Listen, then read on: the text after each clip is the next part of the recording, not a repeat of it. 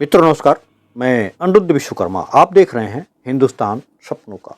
पूर्णिया के सांसद पप्पू यादव को 31 साल पुराने धोखाधड़ी के मामले में 6 फरवरी 2026 को देर रात गिरफ्तार कर लिया गया। यह घटना 1995 का है। गर्दनी बाग थाना क्षेत्र का मामला है, जिसमें शिकायतकर्ता विनोद बिहारी लाल ने आरोप लगाया कि पप्पू यादव ने धोखे से उनकी मकान किराए पर लिया और उसे सांसद कार्यालय बना दिया। इस मामले में जांच के दौरान पुलिस ने पप्पू यादव पर आईपीसी की धारा 419, 420, 468, 471, 506 और 120 के तहत मुकदमा पंजीकृत किया। अदालत ने लगातार गैर हाजिरी पर पहले वारंट, इश्तेहार और फिर संपत्ति कुर्की का आदेश दिया।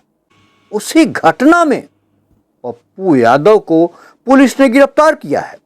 पटना पुलिस बड़ी संख्या में पप्पू यादव के मंदिरी आवास पहुंची, जहां घंटों ड्रामा चला। समर्थकों ने विरोध किया और सांसद ने रात में गिरफ्तारी पर सवाल भी खड़ा किया। अंततः एसपी भानु प्रताप के नेतृत्व में उन्हें हिरासत में ले लिया गया। गिरफ्तारी के बाद उनकी तबीयत बिगड़ गई। तबीयत जब बिगड़ गई तो उनको IGIMS और उसके बाद फिर PMCH लाया गया।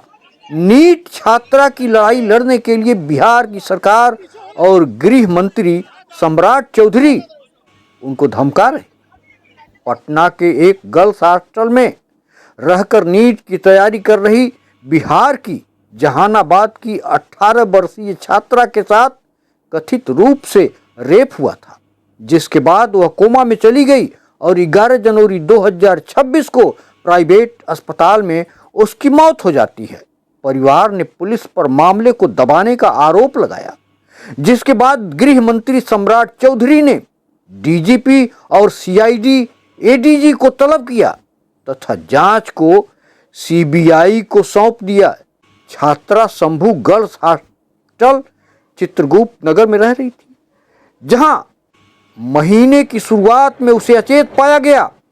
पोस्टमार्टम में रेप की पुष्टि हुई, जिसके बाद मंत्री चौधरी ने आरोपियों को मिट्टी में मिला देने की बात कही थी और कठोर कार्रवाई का वायदा किया था। विपक्ष सड़क से सदन तक इंसाफ की मांग के लिए धरनारत है। अब ऐसे में सवाल उठता है कि कटघरे में कौन? खुद पप्पू यादव? अगर 31 साल पुराने केस में अदालत ने वारंट, इश्तेहार और कुर्की तक की नौबत बताई है, तो सवाल है, क्या वे लगातार पेशी से बचते रहे? क्या उनके पास कोई स्टे राहत आदेश था? न्यायिक प्रक्रिया की बात की जाए तो 31 साल तक केस लंबित क्यों रहा? क्या पुलिस अभियोजन ने समय पर कार्रवाई की? गिरफ्तारी की टाइमिंग देर रात क्या कानूनी प्रक्रिया के तहत थी? मेडिकल इमरजेंसी पर प्रोटोकॉल फॉलो हुआ या नहीं? बहुत सारे प्रश्न हैं जो पूछे जाने चाहिए। यह भी पूछा जा रहा है कि क्या अदालत के रिकॉर्ड में उनकी गैरहाजिरी के पर्याप्त प्रमाण है? क्या गिरफ्तारी चुनावी राजनीतिक दबाव का हिस्सा तो नहीं? इतने पुराने केस में अचानक इतनी तेजी क्यों आई? इस तेजी से स्थानीय पुलिस के कार्यशैली पर प्रश्न खड़ा होता है। मित्रों, हॉस्टल के सुरक्षा व्यवस्था पर भी प्रश्न खड़ा होता है। CCTV, एंट्री रजिस्टर, वार्डन की भूमिका, छात्रा को कब और किस हालत में पाया गया, राज्य सरकार गृह विभाग की भूमिका क्या रही? अगर मामला गंभीर था तो शुरुआती स्तर पर निगरानी क्यों नहीं की गई? मिट्टी में मिला देंगे जैसे बयान सम्राट चौधरी दे रहे हैं। क्या ये न्याय प्रक्रिया से पहले भावनात्मक प्रतिक्रिया है?